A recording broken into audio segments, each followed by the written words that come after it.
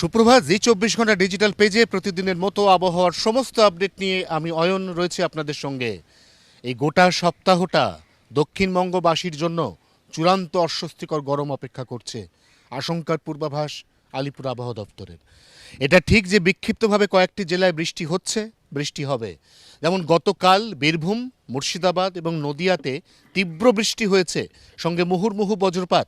নদিয়ার শিমুরালিতে রেলের ওভারের তারের উপর গাছ পড়ে প্রায় 3 ঘন্টা ট্রেন পরিষেবা বিপর্যস্ত হয়ে পড়েছিল। কিন্তু নদিয়ার বৃষ্টির প্রভাব তার পাশের জেলা অর্থাৎ হুগলি বা উত্তর 24 পরগনাতে পড়েনি। নিঃসন্দেহে এই পরিস্থিতি চলতে থাকলে ফিল লাইক টেম্পারেচার অনেকটাই বেশি হবে। উদাহরণস্বরূপ গতকাল কলকাতায় দিনের সর্বোচ্চ তাপমাত্রা ছিল 36.8, প্রায় 37 ডিগ্রির কাছাকাছি। বাতাসে জলীয় বাষ্পের পরিমাণ বেলা 12টা থেকে 3টে পর্যন্ত ছিল 92 থেকে 96%।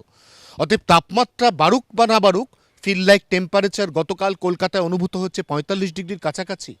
অস্বস্তি সূচক 100% ছাড়িয়ে গিয়েছিল। গতকালের থেকে আজকের পরিস্থিতি খুব একটা ইতরবিশেষ হবে না। শুধু কলকাতা নয়, কলকাতার লাগোয়া জেলা উত্তর 24 পরগনা, দক্ষিণ 24 পরগনা, হাওড়া, হুগলি সর্বত্রই একই পরিস্থিতি।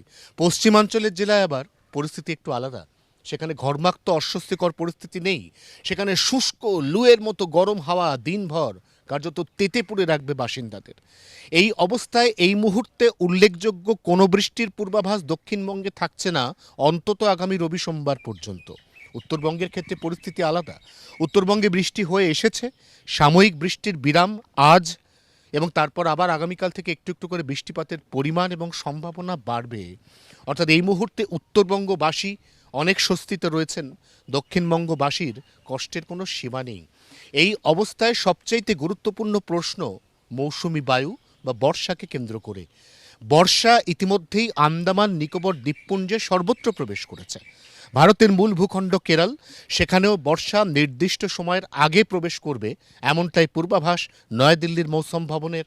এক্ষেত্রে সবচাইতে গুরুত্বপূর্ণ প্রশ্ন, কেরলে প্রবেশ করা মৌসুমি বায়ু কবে বাংলার মূল ভূখণ্ড অর্থাৎ দক্ষিণবঙ্গের বঙ্গোপসাগর লাগোয়া এলাকা দিয়ে প্রবেশ করবে উপকূলের জেলায়? সেই প্রশ্নের উত্তর এখনো পর্যন্ত অধরা। তবে এই মুহূর্তে রাজ্যবাসী, বিশেষ করে দক্ষিণবঙ্গবাসী, দাবদাহ বা তাপপ্রবাহের মতো পরিস্থিতিতে যে কষ্ট পাচ্ছেন, সেই কষ্ট লাঘব একমাত্র বর্ষার আগমনেই হতে পারে, এমনটাই মনে করা হচ্ছে। জি 24 ঘন্টার জন্য ক্যামেরায় নবীনের সঙ্গে অয়ন, কলকাতা।